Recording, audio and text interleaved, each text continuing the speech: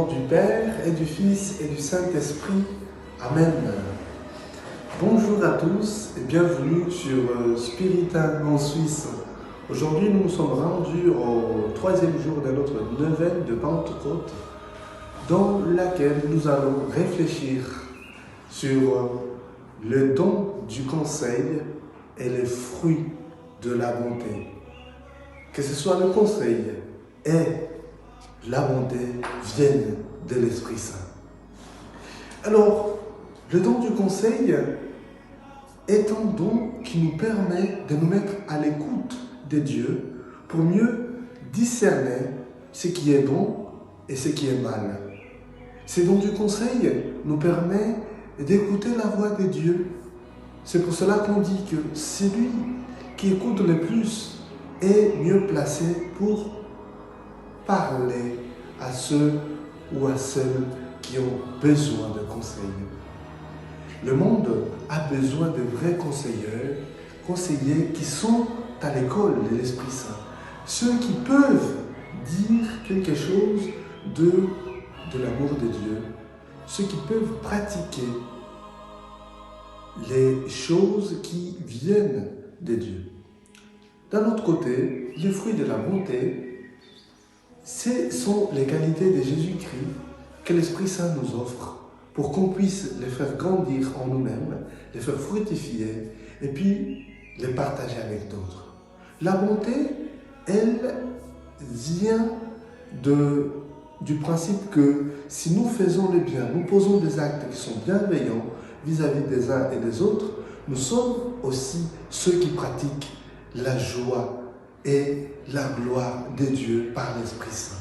Chers frères et sœurs, chers spiritains, chers associés, chers laïcs, chers paroissiens, en cette semaine où nous sommes en neuvaine pour demander la présence et la descente de l'Esprit Saint, mettons-nous à l'écoute de Dieu à travers le don du conseil et soyons des personnes bienveillantes, capables de regarder l'autre avec amour. Et cet amour qui reflète Jésus-Christ et l'Esprit Saint qui nous a été donné.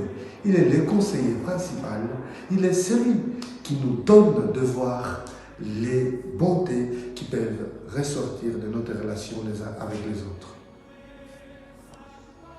Une question peut surgir lorsqu'on demande la présence de l'Esprit Saint.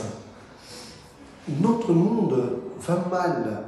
Il est absorbé par les situations financières et d'autres pour des situations belliqueuses. Je parle bien de la guerre. Alors, si l'Esprit Saint descendra sur nous, une chose que nous pouvons demander, c'est vraiment le conseil. Dans des pays où la politique est renversée, c'est parce que peut-être on n'a pas de bons conseillers qui se mettent à l'écoute de Dieu et de l'Esprit Saint pour mieux conduire les pays qui sont à leur responsabilité. D'un autre côté, c'est manque de bonté. On voit bien que les fruits de la bonté qui vient de l'Esprit Saint, qui nous a été donné pour qu'on puisse les fructifier, ne sont pas mis en avant pour que les gens puissent regarder les autres avec bienveillance. Ces mots bonté nous remet à ce que Luc avait dit. Soyez parfaits comme votre Père Céleste est parfait. Et aujourd'hui, je nous invite à être bons comme notre Père Céleste est bon. Devant les atrocités du monde, il n'y a que le conseil et la bonté qui peuvent nourrir la réflexion de notre troisième journée de la neuvaine de la Pentecôte.